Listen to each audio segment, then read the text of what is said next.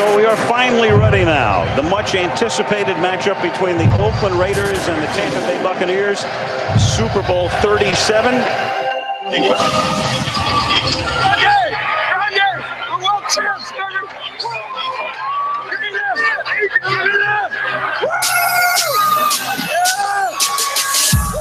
The kind of cat another shit. Can is like you know so it's time to flip the script. Cruising through the bay on that Buccaneer battleship, sold up, screaming out, so Buc what you heard. So Buc what you heard. All right, welcome to another edition of Buc What You Heard. My name is Gene. You can reach me at Buc What You Heard, and you follow me, I'll follow you back. And I love talking football. It's still that time of the season. We're getting all ready for the Super Bowl. Actually, the Pro Bowl is coming up this weekend. And then next weekend we have the Super Bowl, and then we finally get into the off season, and we can get into all the mock drafts that we're going to see floating around on Twitter and what other internet sources you have, or social media sources you have out there. I am joined by my co-host Michael Pless, and Michael. This is one of the guys you need to be following him in the off season. It's if you want the best takes on what players are available and what players' qualities can bring to the Tampa Bay Buccaneers. This is a guy you want to follow. Mike, how you doing tonight? Doing great, Gene. Got a little feedback there. Oh, my bad. Hold on. Try it again. Oh, we good? Yeah. Nope. I'm not hearing it.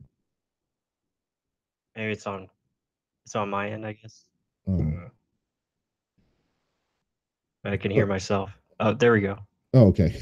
Are we good? All right. Yeah, we're good. No, but I'm doing well.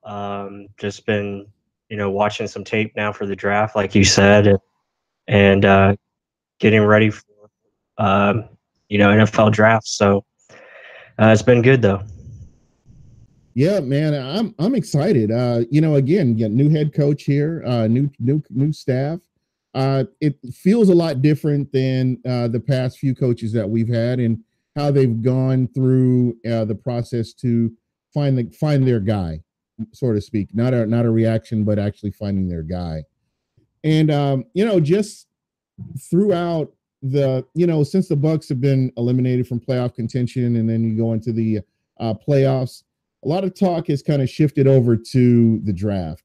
And I know that you're just, as you mentioned before, you're just starting to look at different players. And it's really interesting to me. I just took the time to go and look at some different mock drafts to see where people are as far as the top 10 picks. And man, everybody's all over the place. I don't think there's one mock draft that lines up with anything else. And again, I'm horrible at mock drafts, so I don't even do them anymore. I just kind of talk about who all's out there and certain players that I actually like. So there are a few players. I've got my list, and I wanted to ask you. I don't know. I know you started looking at cornerbacks, I believe you had mentioned earlier, and there are a couple of them on the list that I have. I have Byron Murphy as a potential person, or possibly even DeAndre Baker. And I was wondering, are these guys worth a number 5 pick? I mean, or do you look elsewhere? Do you look at the offensive line if it's possible to get there? Let's say some of your offensive linemen are gone. Is that are those two reasonable players that could be a number 5 pick that you could actually plug into a defense and start them? Yeah, I mean, you look at Brian Murphy and like Greedy Williams, DeAndre Baker. Those are probably like the top 3 guys. But when I look at this corner class, and I've only gotten through about maybe 5 or 6 guys so far right now, but a lot of them are kind of fit to what the Bucs want, and that's a press guy, a press cover corner, a guy that can play up and jam receivers and play physical at the line of scrimmage and really just shut down that half of the field. So that kind of like, I don't know. I mean, do you take one at 5? I mean, there's really good depth as far as this corner class goes, and you can probably find one on day 2 and round 2 or 3. maybe even into day 3 if you really want to wait that long. But yeah, I would say the top 2. I would say Brian Murphy would probably be my number 1 corner right now. He would probably be the guy that you can definitely consider at 5 if you want to go that route. And then Greedy Williams, I know is the hot name amongst Bucs fans, but I I've think seen his stock is you're gonna have. Say it again. I've seen his stock has dropped in some of the mock drafts I've seen. I've seen him going as low as 18. Yeah, I mean, that's going to happen. You're just going to have waves of guys going up and down, and it's always going to be, one guy's flavor of the month or but really it comes back to game tape. Those guys are really good prospects. They're probably top 10 prospects as far as players. So, I mean, yeah, I think both would be in consideration. I think DeAndre, when talking about DeAndre Baker, I think he's a little bit later. I see him as an early first or not early first. I'm sorry, late first, early second kind of guy. So he might be available when the Bucs pick in the second round. So you might be able to, wait on a corner. Yeah. Personally, I think at 5 you're looking at the best lineman available, whether it be offensive line or defensive line. But that doesn't mean Greedy or Byron are out of the mix. They could definitely be our first round pick. Even if we trade down, they'll definitely be an option. So Bucs are in a good spot. Yeah, they really are when you look at this. And another thing that really kind of stuck out to me was where you have a couple of teams that are looking for quarterbacks. You look at the Giants at number 6, Denver's at number 10, Miami's at number 13, and Washington is at number 15 in the pick. So there's definitely a possibility that somebody could jump up to number 5 and come with the right offer. And you could see the Bucs trading back similar to what they did last year with their number 1 pick. So a lot of things can happen. Again, I look at some of the deficiencies the Bucs had, like the offensive line. Mm-hmm. Is that your number 1? Is that where you look first? Is that where you look to try to improve on the offensive line? I mean, I'm looking at some of the players, and I see quality players like your first 2, possibly because I've seen names like Greg Little mentioned, even Jawan Taylor out of Florida. I've seen him as high as 8 and as low as 20. So again, I know that it's still kind of figuring things out, but these are guys that we would look at. And you, as a Florida Gator fan, I know you've gotten to watch him. Is he a first round prospect in your eyes, just watching him? I think he's got a lot of upside, but I don't know if I'm comfortable taking him in the first round. I think he's more a day 2 guy. There's a lot of inconsistencies with him as far as his tape goes, especially on, he's a right tackle. They played him at left for a little bit. So, I mean, he has the potential to be a left tackle, but, watching him, I think, he shows good signs. Like he has the promise. He has all the tools that you're looking for: size, speed, good athleticism. So, I mean, first round, I don't know. I mean, he might be, at the end of the day, he might creep up into that first round because the tackle class is kind of top heavy. But there's some good tackles spread around this draft class, which is good. But I don't know, Jawan, I don't know. Me personally, just off initial watch, I think he's a day 2 guy. Okay. Another name I want to drop at you, Cody Ford. Yeah. What are your thoughts on? Yeah, Cody Ford is another guy I need to get into. Again, right now I've started from the back end and I'm working my way up to the front. So okay. I'm on secondary duty. We'll have to get my good friend Mark on here. He's the one that's studying offensive line right now, and he's studying running backs as well. So yeah, Cody Ford, I think, initial thoughts, really good technique, a good right tackle, very natural at that spot. Nice some have said that he's going to be a better interior player, going inside to guard. But we'll see. I mean, his stock over the last couple of days, it seems like he's now top 10 material. And I don't know yet. I have to look at him, but on initial thoughts watching him on Twitter, I think he's definitely a top 20 player.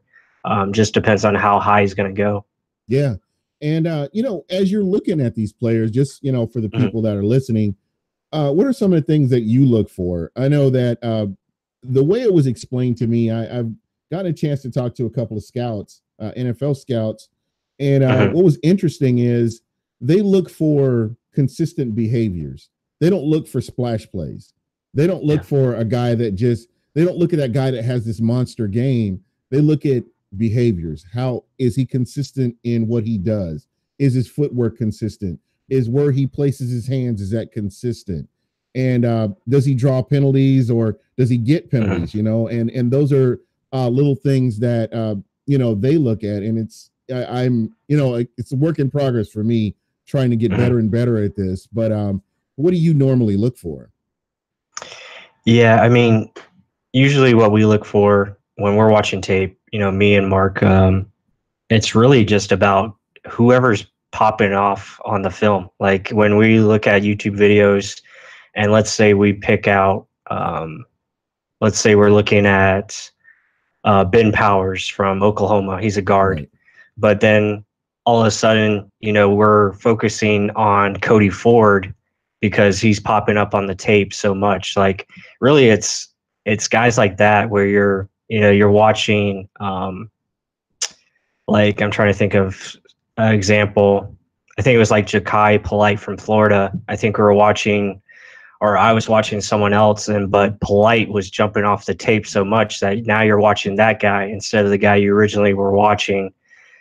And that just kind of shows you like, okay, that guy's going to be good because he's consistently making his play or his name's being called. So it's really, like you said, consistency in the traits that they're showing, but also having something that's just dominant or great. It could be one trait, it could be multiple traits, but that one trait is outstanding, and that kind of separates them for the rest of the pack, if you know what I mean. So those are things that we look for. Yeah, a real good example is the offensive lineman. We both liked him for the Colts.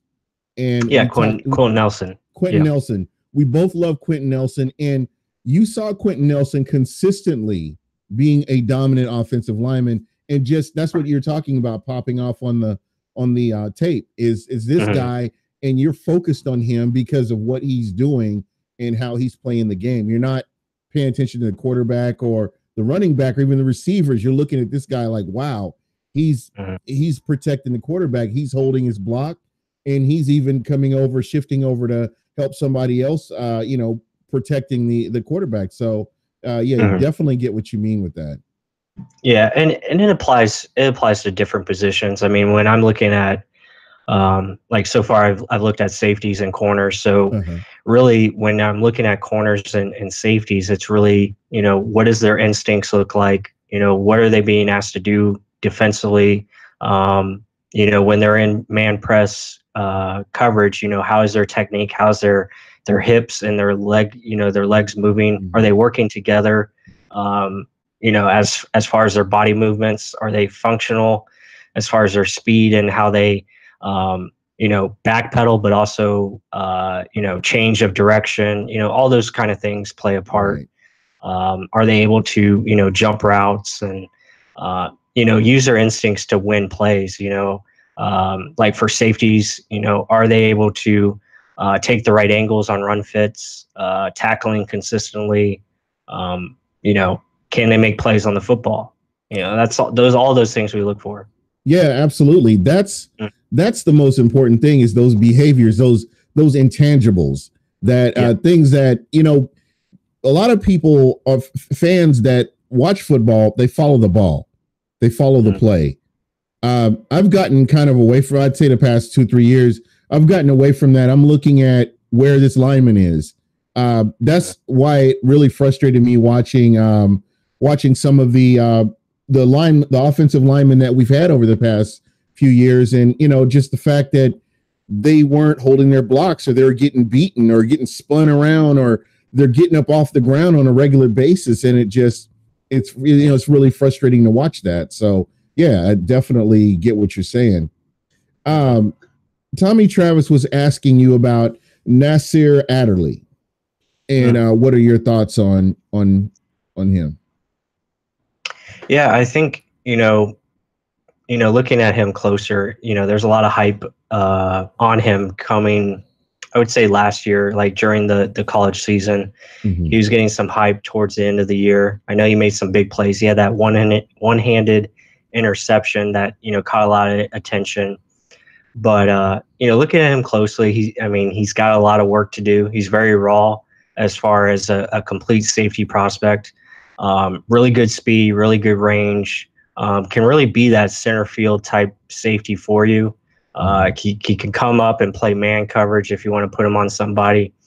But as far as, his biggest issue is just overall his size. He's a little light. And then also getting up into the run game and making sure he's in the right run fits, right angles. All that stuff can be coached, and he can work on that. But, as far as a prospect, he has a lot of upside. And, when you think about it, he'll probably get into that late first round, early second, type range and probably be a pretty good player for somebody, whoever takes him. Yeah. But, he's still got a lot of work. And plus the competition level is going to be a big change for him. He's got to adapt to that. But, yeah, he's got some tools there. Yeah, the one thing that I really appreciating about the playoffs is just getting to see the play in the trenches. How important the defensive line and how important the offensive line has been for all the teams that have been out there. I look at the Rams and keeping Jared Goff upright where he can make these plays. Look at Tom Brady and the no names. You look at the no names on that offensive line, but they've been able to consistently keep him protected. This is something that gets missed with all the big plays, with all the splash plays and the one-handed touchdown catches and the big runs and, just all these, home run plays is the consistent play in the trenches on the defensive line and the offensive line. That is huge. And I think, again, this is where Tampa needs to kind of focus, where they're needing to fix immediately is definitely going to be on both sides of the line. And, I know people are talking about the safeties. I like you. I think that you can pick up a free agent safety and bring him into the rotation that you have right now. But the key to this is getting pressure on the quarterback. It's got to be about hunting the quarterback, because we've seen what the Bucs can do, how they played and how well the secondary plays when the defensive line is getting pressure on the quarterback. Yeah, for sure. And looking at the secondary, on the Bucs roster, you have a lot of draft capital already invested into the secondary. So I feel like if they are going to add pieces to that, that part of the team, it's going to come through free agency. It's going to come through veteran additions, guys that they can bring in, on 1 to 2 year contracts and help this young secondary mature and become better. Now, at the same time, they could go into the draft if they feel the need to upgrade. There's going to be players there, but when you look at it, the main weakness of this team is the offensive line. They have to improve that, and that has to be better. Defensive line, you're going to need depth. You're going to have to be able to add more depth there and make sure that you have a competent rotation. And then you look at the secondary. I thought once we made the coaching change on defense, I thought the secondary played a lot better than they were. So, and you have so many young pieces there, and we really didn't get to see Justin Evans because he was injured. Really didn't get to see him and Whitehead together very much, which was unfortunate. You bring in Andrew Adams, who was a pleasant, surprise. Carlton Davis, I thought, was really good when he was in there. So you have some guys, plus Vernon Hargraves coming back. I think Ryan Smith is better than most people think. So there's a lot of draft capital in there that, I just don't see them adding too much, whether it be or I should say via the draft. I think free agency is where they're going to go. Yeah, most definitely. And the one thing that I will say is I like the investments that the Bucs have made on both offense and defense in the through via the draft as opposed to free agent players, because that's how you build your team organically. You get those draft picks, you get them in place, and that you create your nucleus and you kind of build around that. So I think what they're working with right now, you can get some pieces in there, but you have your core, and you just kind of build around that. And I think that's where the Bucs are going to succeed, is if they can add some depth, like you talked about. And I wanted to kind of piggyback off what you're talking about when you talk about depth, because I look at the New England Patriots, and I hate to keep bringing them up, but here's a team that when a guy goes down, another guy steps in, and they don't. It's like they don't miss a beat. And I don't know. I think that's what's important. And we look at how far the Bucs have come. I know you can't see it by wins and losses, but if you look at the level of talent that the Bucs have now, as opposed to what they had when Jason Light got here, the cupboard was bare. And now you look at where they are right now, and you can add some pieces in there, and this team can become competitive. It's been a while, but I think with the right coaching and pointing them in the right direction, playing the players' strengths, that's something that you can actually look forward to, is a more competitive team. Yeah, for sure. I mean, you always want to add depth, but it's just about making sure you're adding quality depth to your roster. I think, free agency is a place to do that. I think it's you want to make sure you're adding the right guys. You want to make sure you're adding guys that want to be on your team and be kind of leaders. To help out. Just look at say what? They have to fit your system too. Just culture and the actual system that you have implemented as well. Yeah, for sure. And I think this coaching staff is going to do a good job of making sure that they have guys that are going to be not only versatile but also can adapt, and then they'll adapt to those guys as well, whoever they bring in as far as scheme wise, because the players are the system, like Bruce Arians has said. And I think this coaching staff is going to do a good job of making sure they're getting the right guys that they want to build their system around, and also with the current guys that they have, making sure those guys are natural fits as far as who they're bringing in. So yeah, I mean, and that's why I was saying, you look at the secondary, you have a young secondary. That's probably where you want to add some veterans. You look at the rest of the positions amongst the team. I mean, you pretty much have veterans there that are kind of already set in place. You look at the offensive line, you got a Ryan Jensen, you have Ali Marpet. Defensive line, you have JPP, who's probably going to be a captain next year. You got guys around there, Levante David for the linebackers. So, yeah, I mean, you got some good pieces here already to build off. And I think you look at, like you said, the playoff teams, they're very strong up front. I mean, that's where they win. I mean, who would have thought that the Patriots would trade for Trent Brown, who was a right tackle for San Francisco, and now he's one of the best left tackles in the game. I mean, pretty much shut down Dee Ford. That's what you're probably going to try to do this offseason. You want to get that strong offensive line and build around your defensive line as well. And you look at those two positions, I think that's where you want to add some youth to it. I mean, you want to get younger on the offensive line, and you want to get younger on the defensive line. And I think that's going to be a recipe for success. There you go. Question for you. What about, do you think Noah Spence can thrive in this Todd Bowles defense?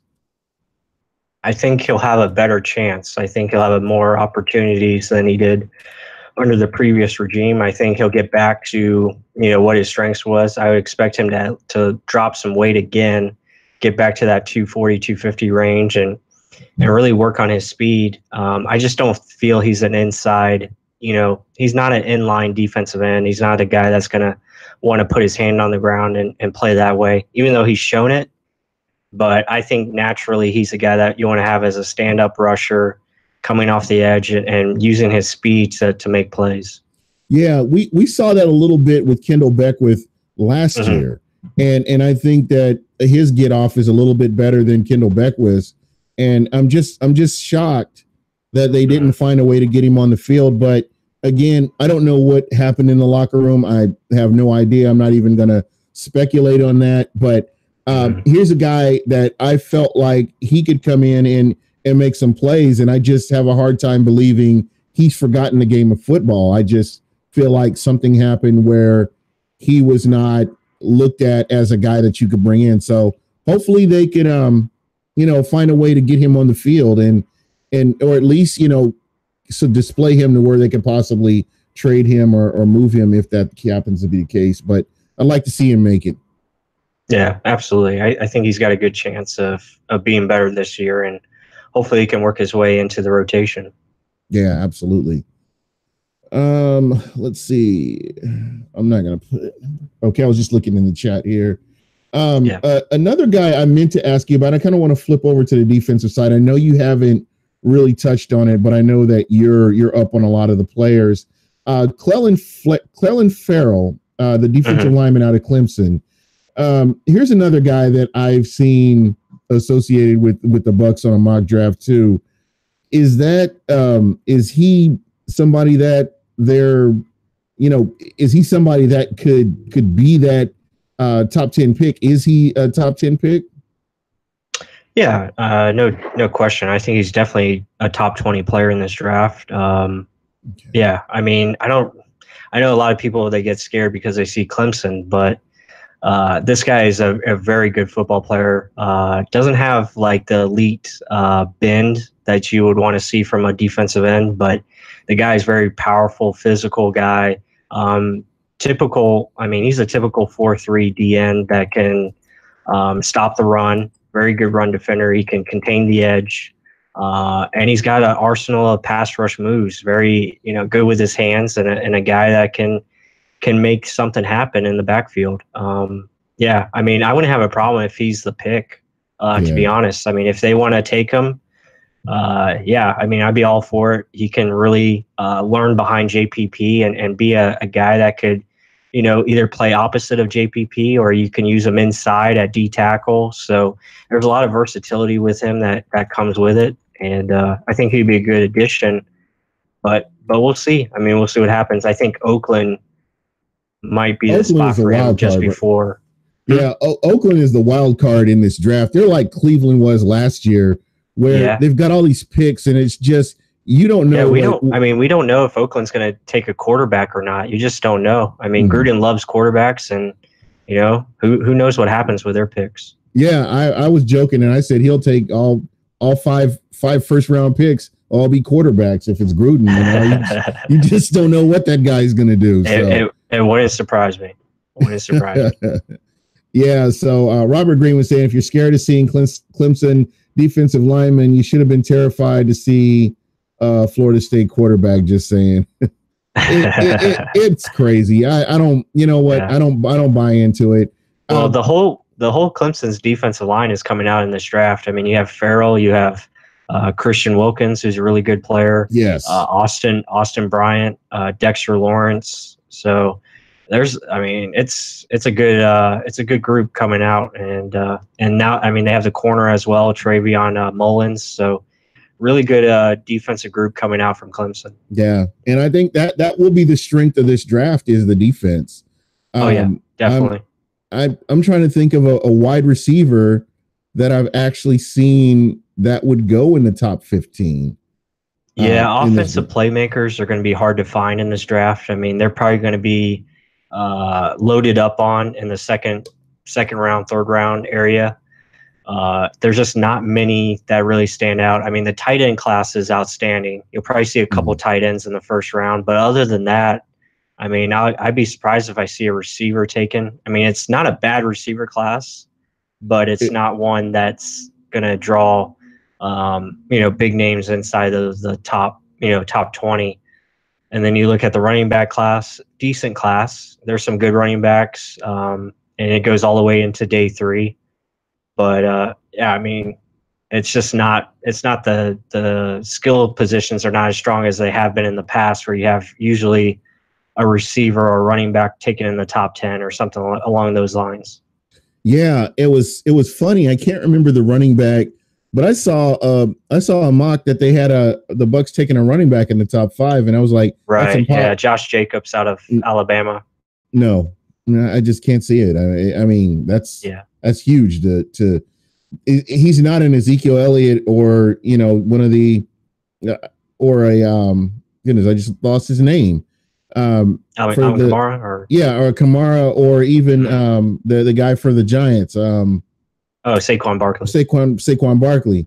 So again, it's just I don't see that type of a player. I mean, I don't know why you would risk a number 5 pick on someone like that. So it's going to be really interesting. Again, I think that you have to address the trenches.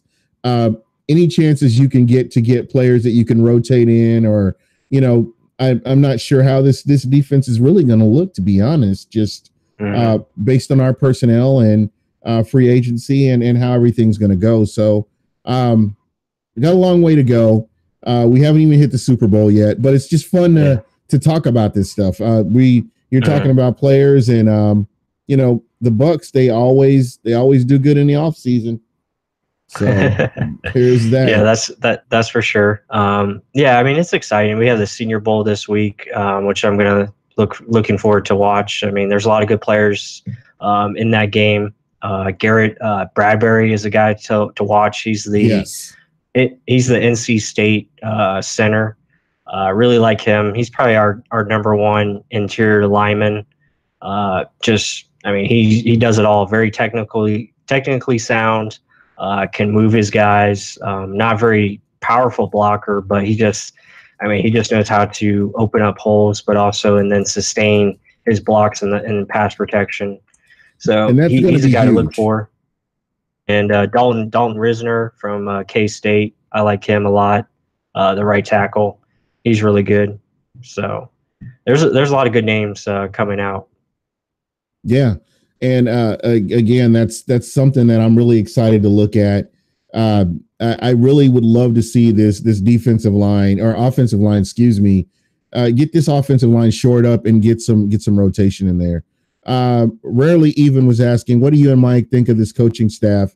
So far, I like what I've seen. I'm waiting till camp to really see how this camp rolls out. And, I think they'll do just fine. I think it's just a definite upgrade over what we had before, from the offensive line coach down to the trainer. So let's, once we see that, we'll definitely see what we've got. There was a comment about Vita Vea, and I think that people fail to realize that Vita Vea missed camp. He missed the preseason, and he missed some games in the regular season. And this kind of slowed his growth. You're talking about a rookie. He's not a veteran. A veteran can miss games in camp and come back and not miss a beat because they are familiar with the speed of the game. But I can tell you, watching Vita Vea on the back end of the season, he was catching up with the speed of the game, and he was getting a lot more comfortable with what he was doing. So I don't expect to see what we saw from him in the beginning, because I think that he will be ready having that first season under his belt. So again, you got to keep that in mind. He wasn't in football shape either when he came back. So you got to keep that in mind as well. I think he's right where he needs to be. And I think he'll come out, barring any injuries, I think he'll have a good season. Yeah, I think this is going to be fun for him, because this is a scheme that's going to allow these defensive linemen to attack instead of trying to two gap and hold guys up for the linebackers. This defense is now going to be shifted to a focus where defensive line is a priority and going to be, again, the playmakers for the defense. So these guys are going to be able to get upfield and attack and get after the running backs and get after the quarterbacks and make plays. So that's got me excited, because I think Vita can definitely be a disruptor with his size and speed. He showed it, in the last part of the season, where he was able to get in the backfield a lot more. And that's what the Bucs are going to ask him. And that's why I think, if we do keep a Gerald McCoy, that will definitely benefit him playing in this scheme where he's allowed to attack more, because that is his strengths. Yeah. But we'll see what happens. I mean, It's going to be fun. I'm impressed with this coaching staff. Again, I'm interested to see how they evaluate this roster and what kind of personnel moves are going to come forth following their evaluation. And that's really going to tell us a lot. Like, how do they see a Ronald Jones? How do they see a Alex Kappa? How did those guys fit in? Is Ronald Jones a guy that can be an impact player and step up his game and take his game to another level? Can he be that, every down back where he can catch the football and pass protect and do those kind of things? Those are things we're going to find out, and I'm excited for that. Yeah, most definitely. Again, then that was the question. I've seen Ronald Jones' name mentioned in the chat a few times. He's a guy, to me, this is a do-over. They really didn't use him like they should have used him. And when they put him in, he wasn't given a chance to succeed. He's a rookie, still trying to catch up with the speed of the game, just kind of like Vita Vea, but just on a different side of the ball. One thing that I did notice is there was no consistency giving him the ball. And there are running backs, they need consistency. And after, continually feeding him the ball, that's where you build up that speed of the game, and he can get those cuts. He can make those, he can find those holes and get where he needs to go. But the way the positions they were putting him in, it wasn't benefiting him in any way. Yeah, for sure. And if the Bucs do draft a running back, which, they very well could be, I don't see them drafting one till like day 3. Maybe get a guy like Devin Singletary is a guy that I like out of FAU. He's a guy that can do it all, catch the ball, make people miss. He would be something I think they would look into, something like that. Maybe even a Rodney Anderson from Oklahoma. The guy that he's had some medical issues. I mean, he's had multiple knee injuries. So, maybe he falls into the, day 3, and that's someone they look at to bring in. So that could be a possibility. Yeah, most definitely. But again, that offensive line, I think if you fix the offensive line, that's definitely going to help. And people continually overlooking Peyton Barber. If the Bucs, if the offense had committed to the run, Peyton Barber would have been well over 1,000 yards. Trust me. Trust me on that. And I think that a lot of people miss that because they see these flashy backs. But there were so many times where he moved the pile, and there were no holes. He made holes. And so again, he's a special kind of runner. And I think with, putting him in the right scheme, I think that he can flourish.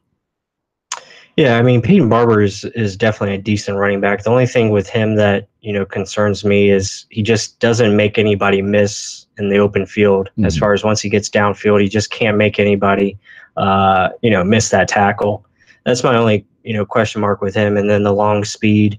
And that's why you don't really see him, really get those big runs. I mean, he did have a couple, but unfortunately some of them were called back, and that hurt him. Yeah. But, to put up the numbers that he did, based on the offense line's performance and then the inconsistencies of carries and not really getting a lot of attempts, I thought he really did a good job. So, I mean, I think he's a guy that you can definitely use as one of your running backs in the committee, because I think that's where you're going. I mean, you're just not going to have a guy that does it all anymore. You're going to have a committee, but I think you got to build around him and have a guy that can, catch the football and do multiple things.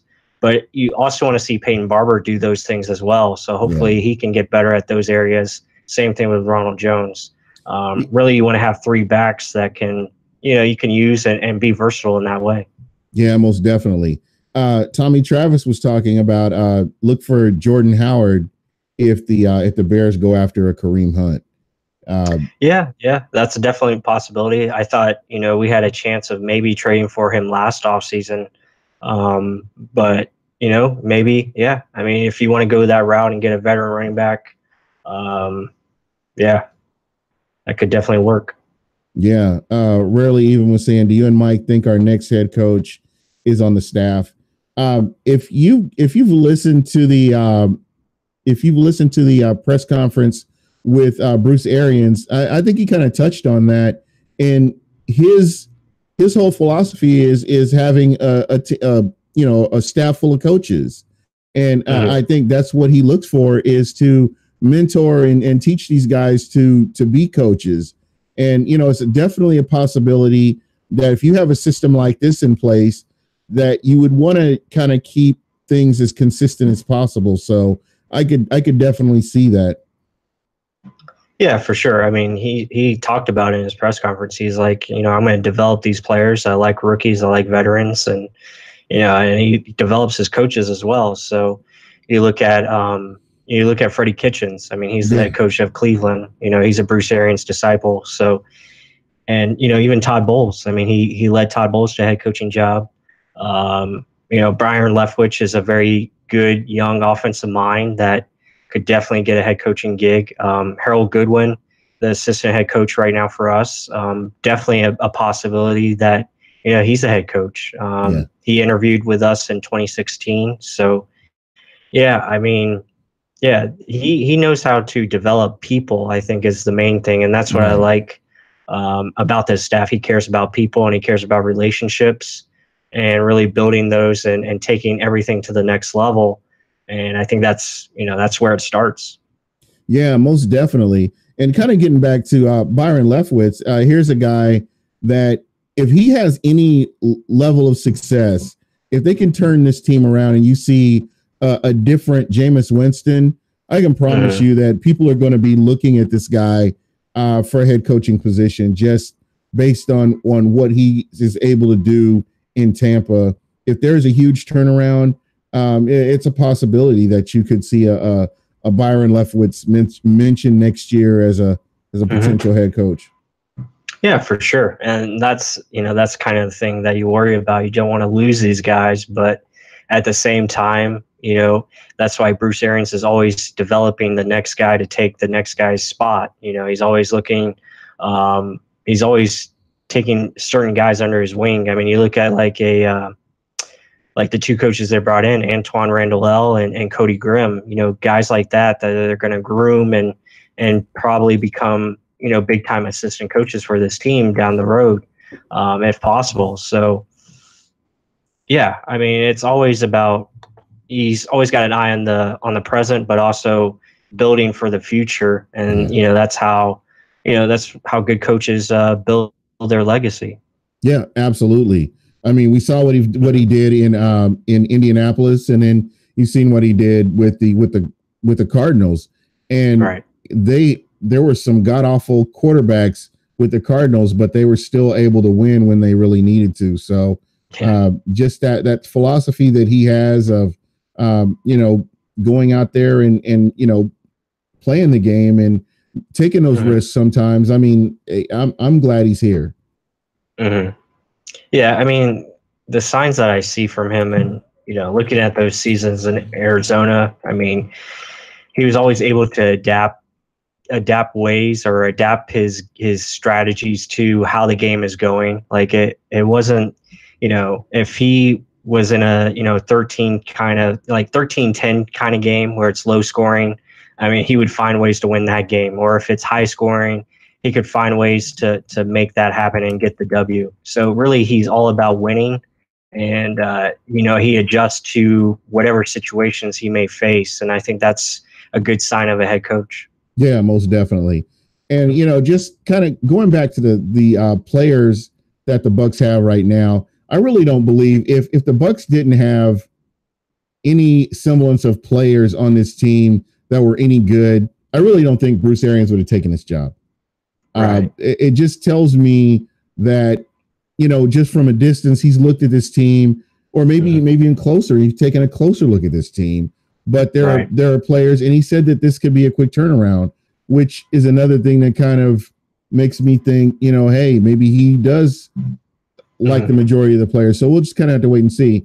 Robert Green says, how do you feel about the season or future depends on two guys that aren't contracted past 2019.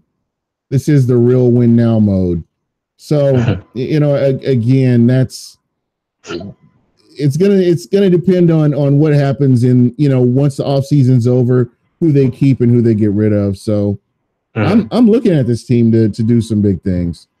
So yeah, I mean, I posed this question before we started tonight. You know, if the Bucs just fix the offensive line and get a decent running game, bring back everybody on defense, you know, is that right there? Is that enough to win and get into the playoffs? I mean, when I look at it, I say yes, because the defense was on a uprise, you know, finishing the season last year. They're on an upward trend. And you look at the prospects, or look at the players that you have on defense, it's filled with young players and veterans, and it's a good mix. And I think with this scheme that they're going to be put in, you're going to have a better defense already, just based off a scheme, based off what these guys are going to be asked to do. You know, that leads to better defense. So if you just fix the offensive line and you allow Jameis to have time in the pocket and have a decent running game, you know, I feel that's at least 9 to 10 win season right there.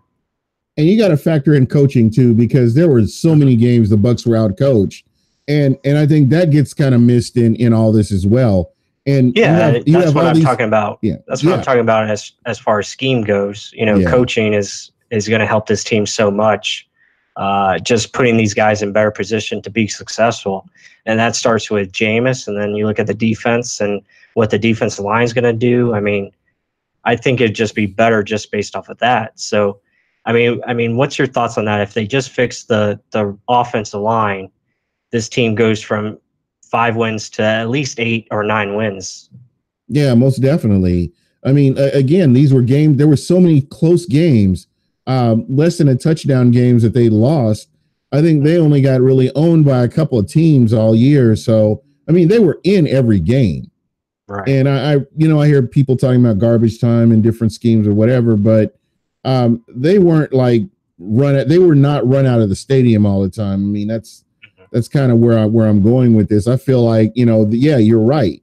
This is a squad that, you know, with the right scheme, and like you talked about coaching players up. Yeah, you could, I think I could definitely see that. Mm-hmm. And I'm not saying they're not going to upgrade the defense. I mean, they're going to add some pieces to defense, obviously, but, you know, just as far as priorities go, I think offensive line is definitely going to be one of them. If they do that, and, you know, I think they're going to add to the defensive line, obviously, because I think there's going to be some new names. You might not have Vinny Curry or Gerald McCoy back just because of cap reasons and stuff like that. So I don't see Mitch Unrein coming back either. Right. So you're going to have some new names. You're going to have some new names on the defensive line. And I think, you know, obviously our first round pick could be defensive line, because you have guys like, you know, Ed Oliver, who's one of the top players in this draft. I mean, he could be our pick right there. So, yeah, I mean, it's going to be fun to see how they evaluate it and how they put it all together. But obviously, you know, we're thinking about O-line and D-line, and I think that's where we're going to attack. Yeah, most definitely. I can definitely see that. So, you know, we look back on the season. You know, I know that the guys over at PewterCast did their thing, like their awards. Who is your standout? Who is your standout player this year for the Bucs? That's a good question.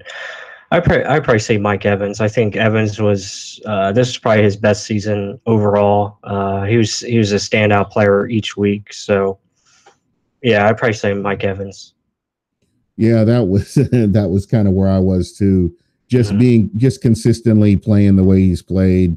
You know, yeah, I can't think of any other player that played at that. I would probably say Carlton Davis as a second. I thought he played really well. Just from a rookie standpoint, I thought he was really good. You know, Levante David, obviously. I think, you know, if you want to go offense and defense, Levante David and Mike Evans were probably our best 2 players throughout the whole season. Yeah, there you go. So I'm trying to think on defense and JPP too. Yeah, and see that would probably be probably Mike Evans on offense and JPP on defense, just because he was as good as Build, and you know it was good to see a double-digit sack person. It didn't help our win-loss record, but it was good to see it anyway. Yeah. So yeah, I'm just kind of looking through the chat here. Yeah, just a lot to look forward to, man. I mean, I think the Bucs they're pointed in the right direction. It's just, they're missing some pieces. I'm not making excuses. They gotta go out there and perform. That's what it's gonna be about. I think we can all set our expectations for playoffs. I think and do you think it's wrong to be disappointed in the Bucs if they don't make it to the playoffs? At this point.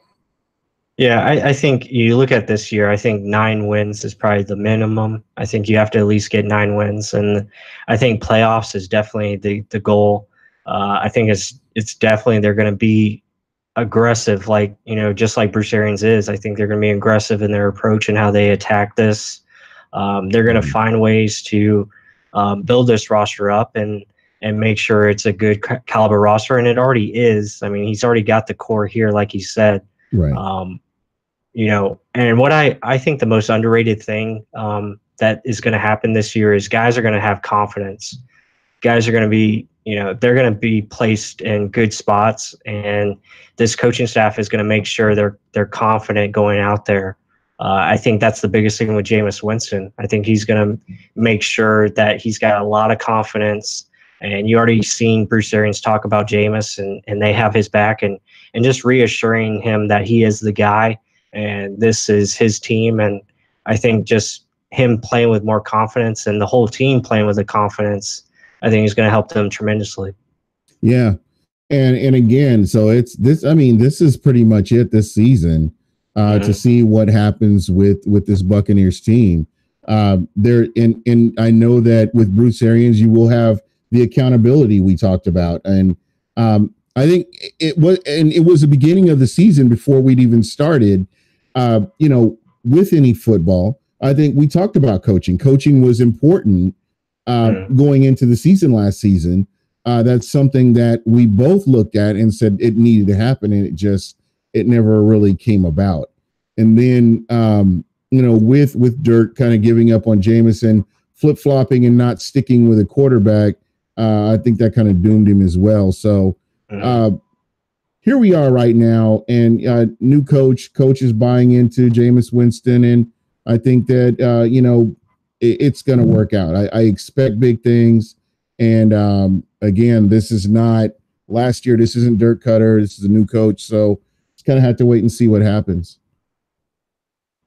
Yeah, for sure. I mean, I'll say this. I think, from Jason Light to, Bruce Arians, the scouting staff, everyone involved in management, I think what he's going to bring and the staff is going to bring is making sure that each position has the best player out there on the field. I think that's going to be a big thing. Making sure not only that on the field when it comes to the games, like making sure all of the best players are out there and making sure the right guy who deserves to be out there is out there and is playing.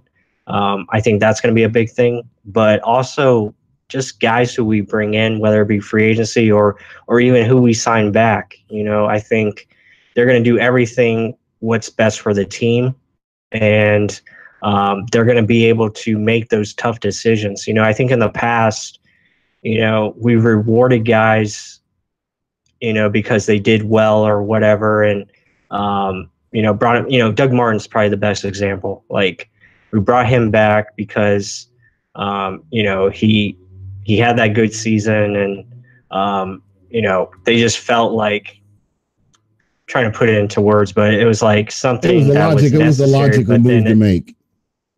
Yeah, just instead of looking at the best possible move, sometimes we just reward the guy because he had a good season instead of looking at it from a standpoint of, hey, can we upgrade this position and get someone different, and then make the tough call of cutting, like a Gerald McCoy, that's possibly coming this offseason, or maybe even letting go of Adam Humphries where there's a better position or a better player that could come at a cheaper cost and help your team out at say, another position for cap reasons, just stuff like that, instead of, making that emotional decision. I think it's about making the best business and football decision.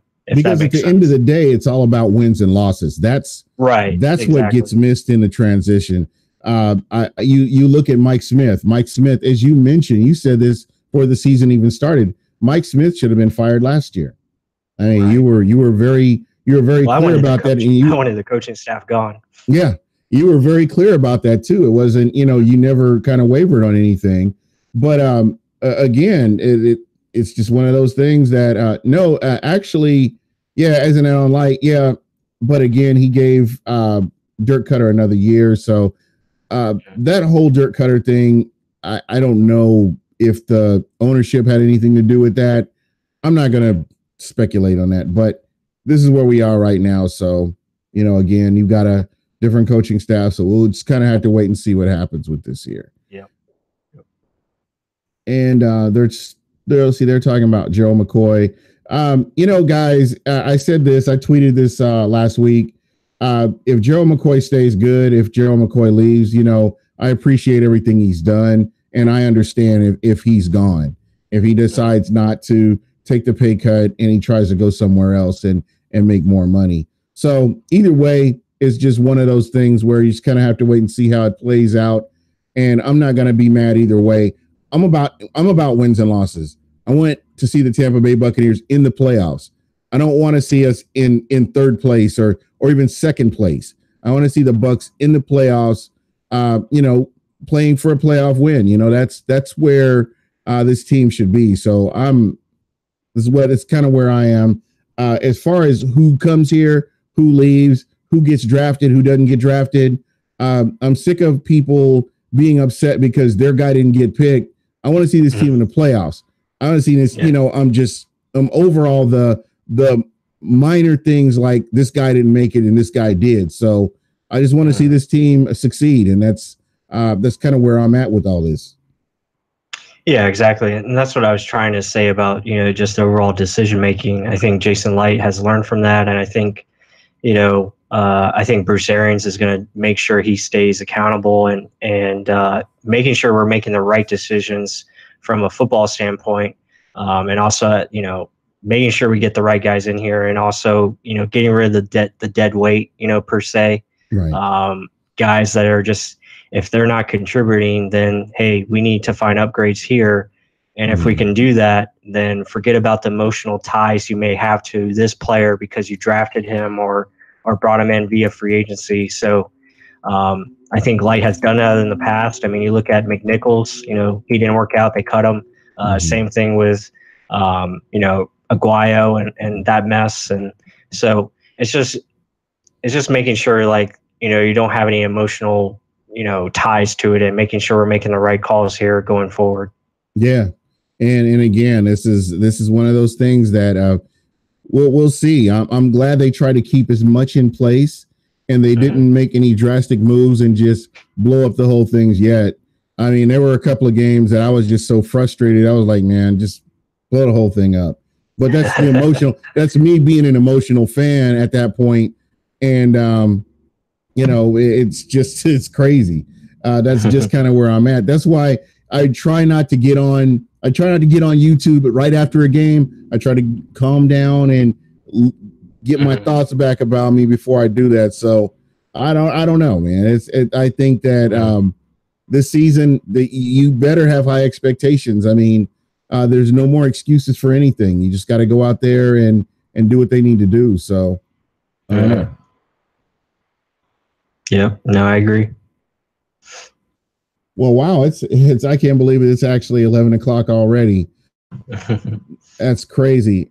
Well, guys, thank you so much. Robert Green, it's good seeing you back in the chat. Tommy Travis, Savage Man, Eric Hardnett, thank you. Rarely Even, one of the long time OG listeners who's been there almost since the beginning. Thank you so much. And Justin Ballas, try to make sure I got everybody. Tommy, Buccaneer Bruce, as usual, thank you so much. I appreciate you participating in the chat. And let's see, Las Acosta, thank you so much for checking us out. Greatly appreciate it. If you're not subscribed, give us a chance and hit that subscribe button. Let's see. I think I got everybody. There were some people early on. Tim2902. Thank you for checking us out. And I think I got everybody. But guys, thank you so much. It's great to have people in the chat. I love talking football, and we'll continue to do this. We're going to do something a little bit different tomorrow. Some of the listeners, I want to give them an opportunity to have their voice, and I told you guys I was going to try to do this. This is a fan show. So, I like doing this. Pless is my co-host, and he's been the perfect fit, and I'm glad he's here. And, that's why I was kind of separating the shows. So these other listeners that, want to get their voice out there, I'll get them on here, and we'll talk a little bit of football tomorrow. And, if you're interested in doing this, if you're following me on Twitter, I think what I'm going to try to do is just have a day for some of the listeners. If you want to get on and talk, I'm try to make a day, probably be like Thursday the next day, just to get you on and hear your voice. All right. Because without you guys, this show ain't about nothing. So you guys are appreciated. And the reason that I do it, I know for me personally, is because I get sick of the major networks, 4-letter network, Fox Sports, CBS Sports. They don't give us the credit that we're due, and they don't really report on the Bucs like they really should. So something that we try to do is give a little bit more in depth and, talk a little bit more about the Bucs like you want to hear about it. So thank you so much. I appreciate it. Plus, let me get your final thoughts before we jump out of here. Yeah, I know we didn't talk about it, but I want to bring up the officiating. And, here's my point about the whole officiating thing. Yes, there are going to be missed calls. There are going to be bad calls. There are going to be calls that are going to be more significant than others. My whole point was, I brought this up on Twitter, the day of the game. And, this officiating has been below average, I would say, and that's saying it nicely. It's been below average for over decades now. It's been very bad for a long time. And just because you see one bad call in an NFC championship game, which, that magnifies it, that makes it more, more talked about and those kind of things. But at the same time, the NFL, it's in their court. I mean, they have ways where they can make this better, and they can hold officiating accountable. And will they? I don't know. I mean, hopefully we see it. There's ways, you have so much technology out there. There's ways to get these calls right. It's not rocket science. You have a rule book. You need to follow those rules and make sure that the players are following them, and making sure that this game is played the right way. And that's all we're looking for is making sure it's played the right way. It's a fair game, and both teams have equal chance of winning. So, those are my thoughts. Just hopefully the NFL learns, to hold this side of the field accountable, and we get a better product going forward. Yeah, you're spot on. I 100% agree with you. To me, I think what frustrated me more than anything is where the error occurred. Basically, you're talking under 2 minutes left in the game, and both teams have recovered from bad officiating to get to a point where this is a close game. I'm sorry that the helmet to helmet, if you want to discount the pass interference, that's cool, but it's kind of hypocritical for the NFL to overlook the helmet-to-helmet contact. They've been calling it ridiculously all year. They've been calling little spot fouls all year, all penalties all year. And this game, the most important game to decide who goes to the playoffs or goes to the Super Bowl, and this happens. It's just something needs to be done. And to me, we talk about NFL players. Kareem Hunt did something wrong, and they're held accountable. However, with the NFL officials, because of their capacity as neutral officials, they need to be held to an even higher standard, because this affects the integrity of the game. This calls into question: are the Are the Rams being put in a position to win because of the stadium, because it draws more money? Are the Patriots being brought in for just little things like that? These are things that need to be, there needs to be somebody else that can challenge that. Somebody from New York needs to be able to call in, hey, that should have been pass interference. That something like that, where you have a neutral official that has no vested interest, they can call this. But to me, just the way this been done is just ridiculous. And to me, refs do need to be held at a higher standard than the players do, because they're the ones that are officiating the game. They are officials as opposed to players. Yep, exactly right. Well, guys, that's my rant. That's his rant. So when are you doing your next? When is your next podcast? At Real Bucs Talk. You can check it out there. It's on iTunes, Google Play, Podbean. We're probably gonna have one out later this week. Probably looking at Friday or Saturday. Gonna try to have a guest on. We're thinking, not sure who yet, but we're gonna try to have a guest on. We got a couple guests lined up that we're excited about. So gonna have them, throughout this off season, and trying to get more guests and more people on to get their opinions and perspectives. It's gonna be exciting. Just rolling along here, man. It's just once we get going and get into the draft season, it's gonna be fun. Yeah, it's gonna be great. Hey, I meant to ask you, what do you think about this new pro football team or league that's just forming on, I guess the first games are the 9th of February, and the 9th and 5th, the inaugural games for these teams. Is it the AAF or the AFF? One of the two. I know there's a team out of Orlando. Okay. Yeah. Yeah. There's team Salt Lake City, San Antonio. I know Phoenix has one. So I'm actually looking forward to that too. It'll be nice to have some football in the off season. So. Yeah.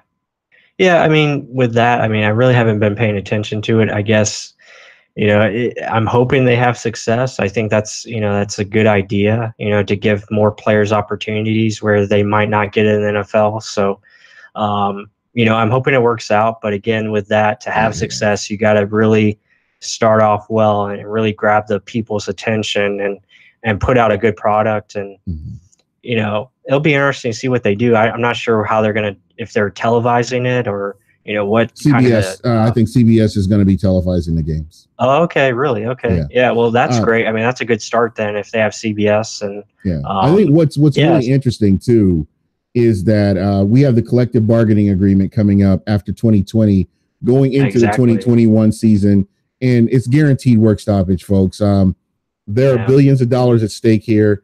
I can guarantee you that there will be work stoppage, and so just keep that in mind. There is other football. There are other opportunities to watch football. So, just keep an eye on these teams, and let's and that might be a big reason why these leagues are coming about, because they know the CBA is going to be up soon. So, that would be one way to steal some of the NFL talent and get these guys into different leagues. So, that'll be interesting once that comes around. Yeah, most definitely. Well, we're actually leaving this time. So, so much to talk about. But guys, and I'm sorry, and if I missed you, I do apologize. But you guys are very much appreciated. Thank you so much for checking us out, and we are going to roll out of here.